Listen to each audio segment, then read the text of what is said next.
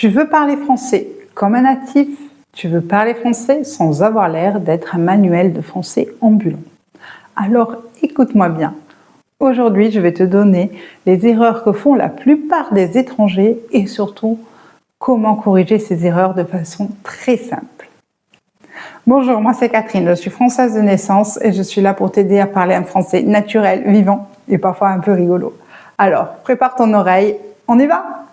Les erreurs que tu vas découvrir aujourd'hui ne sont pas très graves, mais elles traduisent juste le fait que tu n'es pas un natif et qu'il y a encore des choses à améliorer dans ton français. Nous allons voir pas mal d'exemples et surtout écoute bien jusqu'au bout. Le dernier exemple est un exemple très rigolo, très facile à mettre en place et qui pourra vraiment t'aider à faire croire que tu es français. Allons-y. Parmi les erreurs faites par la plupart des étrangers, et notamment des étrangers anglophones, c'est de dire « je suis chaud ». Je suis chaud pour dire « voilà, il y a le soleil, je suis bien couverte et non, et ça va pas, je transpire, ça va pas du tout. On va pas dire « je suis chaud ». En français, plutôt dans le langage parlé de tous les jours, quand on dit « je suis chaud », ouais, je suis chaud, ça veut dire « je suis prête, je suis motivée pour faire quelque chose ». Allez, on part, ouais, je suis chaud pour y aller. On va le dire. Mais si tu veux dire que ouais, vraiment, tu as trop un pull trop épais ou le soleil est trop fort pour toi, tu ne vas pas dire « je suis chaud ». Tu vas dire « j'ai chaud ». C'est quelque chose de très important. Le sens est totalement différent. Quand tu dis « j'ai chaud », je vais peut-être enlever mon pull. Si tu dis « je suis chaud », allez, on y va. On va retrouver la même chose pour froid. Donc, on va dire « j'ai froid » et pas « je suis froid ». Si tu dis « je suis froid » ou « je suis froide », ça veut tout simplement dire que tu n'es pas sympa du tout, tu es glacial. On te parle, tu réponds « oui »,« non ». « Oh là là, cette personne, elle est très froide ». Ça veut tout simplement dire qu'elle n'est pas très agréable, pas très sympathique. Donc, si tu ne veux pas dire que tu n'es pas agréable, si tu penses que tu es une personne très sympa, tu diras plutôt « j'ai froid » plutôt que « je suis froide ». Autre erreur que font aussi les anglophones, et rassurez-vous, il n'y a pas que les anglophones qui font des erreurs, on vient après pour parler de vous autres, sur les erreurs qu'il peut y avoir. C'est de traduire « I'm good » par « je suis bon ». Et surtout, les filles, ne le dites pas au féminin « je suis bonne ». Non, surtout pas. Ça a une connotation assez pour adultes, si vous comprenez ce que je veux dire. Donc ne dites surtout pas ça, ne dites surtout pas « je suis bonne ». Au lieu de dire « je suis bon » ou son féminin « je suis bonne », qui n'est pas à dire, il va falloir dire « je vais bien ». Je vais, le verbe aller, je vais bien. Comment dire, comment ça va, je vais bien. C'est tout. Surtout, ne traduisez pas le mot à mot par rapport à votre langue. Autre erreur que nous voyons souvent chez les étrangers, c'est confondre depuis et pendant. Ce sont deux mots qui peuvent vraiment porter à difficulté pour certains d'entre vous, ou même la plupart d'entre vous. Alors je vais vous demander, selon vous, quelle est la différence entre ces deux phrases ? J'habite en France depuis 5 ans et j'ai habité la France pendant 5 ans. Alors oui, effectivement, vous voyez déjà, le temps est différent. Et vous voyez, il y en a un qui est au présent, l'autre qui est au passé composé, donc au passé qui relate une action passée.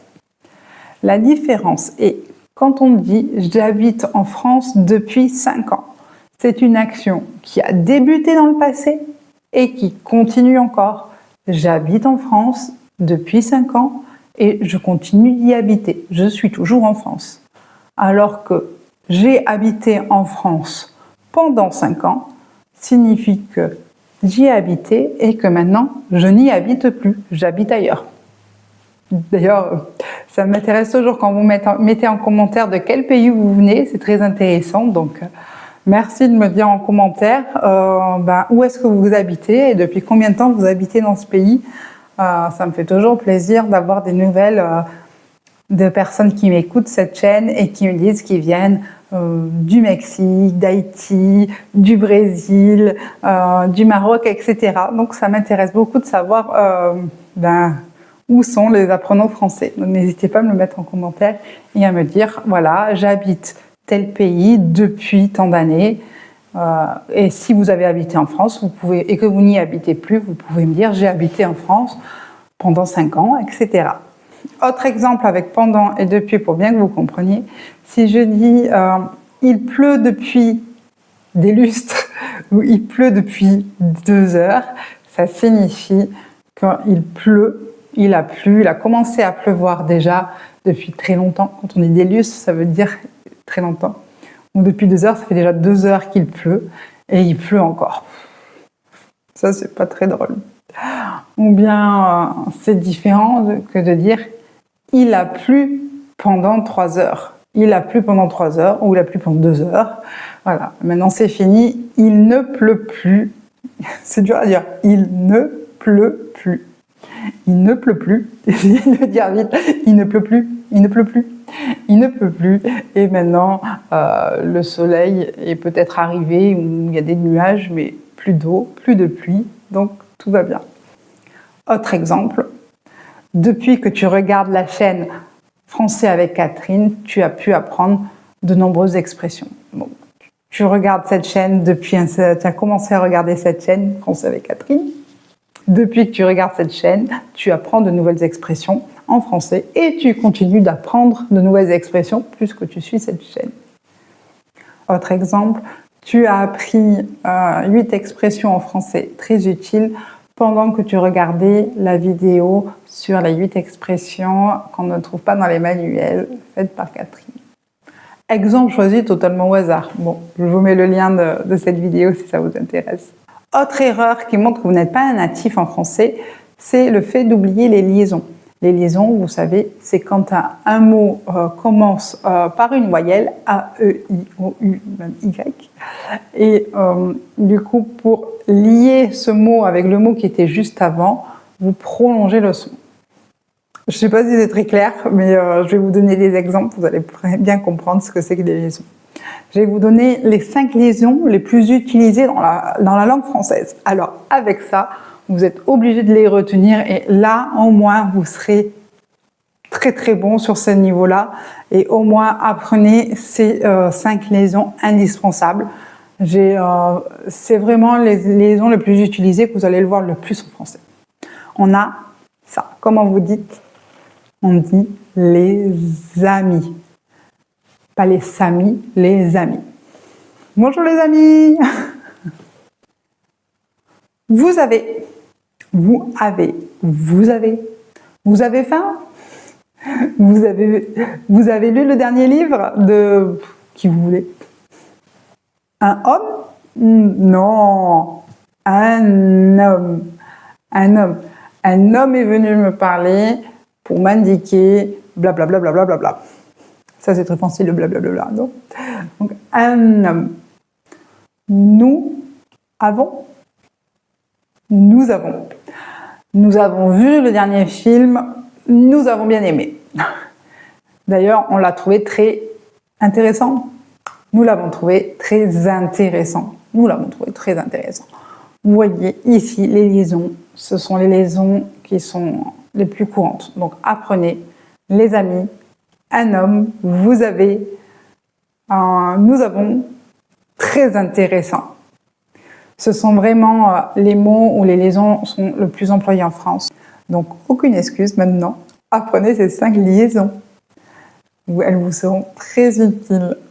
Autre cas qui vont montrer que vous n'êtes pas natif, c'est lorsque vous utilisez trop l'expression ne pas. Effectivement, pour faire une phrase à la négation. Effectivement, ne pas, c'est du français très correct. Et quand vous allez dire ne pas, je ne sais pas, je ne veux pas, je ne vois pas, c'est du très bon français et c'est comme ça que l'on écrit le français. Donc vous avez totalement raison. Mais si vous voulez parler comme un natif, vous savez que dans chaque langue, les natifs aiment raccourcir au maximum les choses. Le ne devient un peu inutile. juste le pas signifie la négation quand on parle en français. Donc, on ne va pas dire je ne sais pas, on va dire je sais pas. Même on va pouvoir encore plus raccourcir, mais je laisse les curieux voir ma première vidéo sur les 10 raccourcis utilisés par les Français. Donc, je ne sais pas, on va dire je sais pas. Évitez de dire tout le temps ne à chaque fois si vous voulez vraiment paraître comme un natif et faire semblant et dire je suis français moi. Donc ne dites pas le ne de temps en temps. Mettez-le quand même un petit peu quand vous êtes au niveau professionnel. C'est bien de dire ne pas, mais lorsque vous êtes en conversation dans un café avec quelqu'un, vous pouvez dire tout le temps ne pas, ça va un peu trahir vos origines et on va bien comprendre que vous n'êtes pas français. Autre chose qui peut traduire que vous n'êtes pas français, c'est de tout le temps utiliser le mot très. Alors, il y a certainement des vidéos qui circulent sur Internet et j'en ferai peut-être plusieurs pour améliorer votre niveau de vocabulaire. Par exemple, au lieu de dire c'est très joli, on peut dire c'est magnifique. Au lieu de dire froid, on peut dire glacial. Au lieu de dire propre, on peut dire immaculé. Mais cela demande de connaître vraiment beaucoup de mots différents, etc. Si vous voulez juste paraître natif sans développer encore beaucoup de vocabulaire, au lieu de dire très, très beau, très intéressant, vous avez vu la liaison? Rappelez-vous ce qu'on a dit tout à l'heure, très intéressant, etc. Vous pouvez juste remplacer très par super, vraiment, tellement, c'est tellement intéressant, c'est super intéressant. Ou encore quelque chose de très familier, c'est dire trop. C'est trop intéressant. Vous comprenez qu'on n'est jamais trop intéressant, ça n'existe pas. Mais trop intéressant, ça veut dire c'est très intéressant, c'est très intéressant, c'est trop intéressant. Il faut absolument que j'aille à cette conférence, c'est trop intéressant. Autre chose qui peut vous trahir dans le fait que vous n'êtes pas français, c'est de confondre le tutoiement et le vouvoiement. Dire tu ou dire vous, toujours très compliqué pour les langues qui n'utilisent pas ce genre de choses. Et en plus, chaque pays a son niveau de tutoiement et de vouvoiement approprié. En France, on va vouvoyer son patron la première fois. Donc si vous allez à un entretien d'embauche, vous voyez la personne et on va tutoyer ses amis. Moi, je ne vous vois aucun ami, par exemple. En revanche, au travail, après, dans chaque entreprise, c'est différent. Chacun est différent, mais moi, au travail, je tutoie tout le monde. Je vous vois la personne toujours la première fois et vite, je lui demande si je peux la tutoyer. Comme ça, je ne m'embête pas, je tutoie tout le monde et c'est bien plus facile que me dire je lui dis tu, je lui dis vous, etc., etc. Donc, c'est très compliqué. Donc, en France, la première fois que vous rencontrez quelqu'un, vous dites vous voyez, et après, vous pouvez dire tu. Si vous ne savez pas, vous pouvez demander. En règle générale, si vous appelez cette personne monsieur ou madame, dites vous. Si vous l'appelez par son prénom, vous pouvez commencer à dire tu. Petite astuce. Autre fait dans votre conversation qui va vous montrer que vous n'êtes pas forcément natif, c'est de ne pas assez utiliser le pronom on. On, en français, on vous a peut-être appris que c'est un pronom indéfini, donc on ne sait pas qui fait l'action. On sonne à la porte, on ne sait pas qui sonne à la porte, par exemple. Voilà, c'est quelque chose d'assez abstrait, une personne, on ne sait pas trop qui. Mais on utilise beaucoup on en français pour le nous. Nous allons à la plage, on va dire on va à la plage. Donc c'est vraiment le on qui est important, on va dire on a faim, au lieu de dire nous avons faim. Vous pouvez dire aussi on est très content d'apprendre le français avec Catherine, au lieu de dire nous sommes très contents d'apprendre le français avec Catherine. Ça marche aussi. Si c'est le cas, merci de me le dire. Ça fait toujours plaisir. Petite astuce, si vous utilisez le on pour un pronom indéfini, vous pouvez aussi l'utiliser pour faire une petite réflexion à la maison, par exemple. Je pourrais dire « Oh tiens, on a laissé des chaussettes au plein milieu du salon. Bon, je sais quel enfant a laissé ses chaussettes, mais pour ne pas le pointer du doigt, je vais dire on a laissé... Là, ça ne voudra pas dire nous avons laissé nos chaussettes au plein milieu. C'est on, c'est pour il y aurait quelqu'un qui aurait oublié de ranger ses chaussettes. Il va falloir le faire. Avant-dernière erreur, là c'est vraiment une erreur que font les personnes, surtout les anglo-saxons, on y revient, c'est la traduction du mot actually. Actually ne veut pas dire actuellement. Actuellement, ça veut dire en ce moment. En ce moment, je suis en train de vous parler. Actually, en anglais, on va le traduire pour ma langue française par en fait. En fait. En fait, je ne t'ai pas dit que blablabla. Bla. Au fait, tu sais, je préfère le thé. Autre exemple. Donc, actually veut dire en fait. Actuellement veut dire en ce moment. Et enfin, voici une petite astuce très, très rigolote pour vous, pour paraître comme un natif en français. Vous avez vu dans cette vidéo, j'ai utilisé plein de petits mots que l'on appelle des mots pour remplir la conversation, des filler words. Les Français, on est champions pour dire des et ben, tiens, alors. Tous ces petits mots nous permettent de réfléchir et de continuer la chose.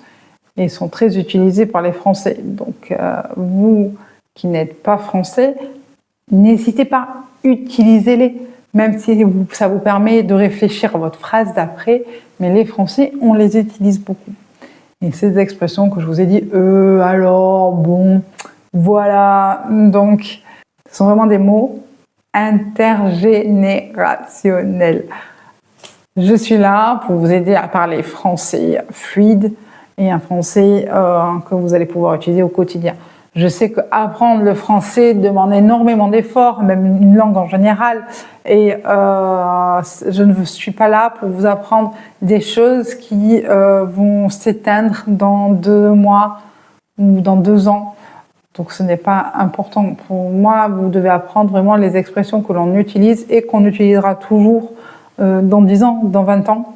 Enfin, Donc, je ne vais pas vous apprendre. Il existe d'autres mots de remplissage qu'utilisent certaines générations, mais je ne vais pas vous les dire parce que dans 5 ans, ça sera plus valable. Donc, en résumé, il faut faire très attention aux traductions littérales, c'est-à-dire les traductions mot à mot. Cela peut même changer totalement le sens de votre phrase. Et même, on a pu le voir, ça peut même avoir une connotation que vous ne désirez pas avoir, qui sont par exemple, comme au début, on a parlé d'une connotation assez olé, comme on dit en France. Donc, faites très attention à ça, ne traduisez pas les choses littéralement.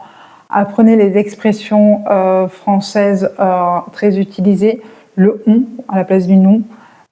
Les liaisons, je vous ai donné 5 cas les plus utilisés.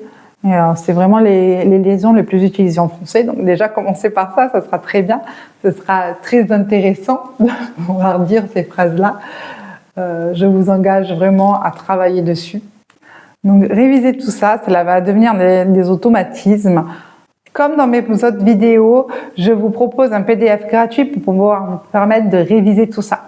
Donc je vais reprendre toutes ces expressions, toutes ces erreurs, toutes ces choses qui font paraître que vous n'êtes pas totalement natif et pour vous aider à vous entraîner, car rien de tel que la répétition, s'entraîner à parler, etc. Dans la plupart de mes PDF, je vous mets aussi des petits bonus pour vous remercier d'avoir prêté attention à cette vidéo. Et si vous aimez ce que je vous propose, pour m'encourager, n'hésitez pas à liker cette vidéo, à vous abonner, à mettre la petite cloche. Voilà, ce sont des choses qui sont peut-être peu de choses pour vous, mais qui vont avoir de bonnes conséquences sur moi et m'encourager à faire plus pour vous aider à parler un français naturel, un français parlé comme les natifs. Je vous souhaite une bonne journée ou une bonne soirée. et surtout un bon apprentissage du français. Je suis Catherine de Français avec Catherine et je vous dis à bientôt.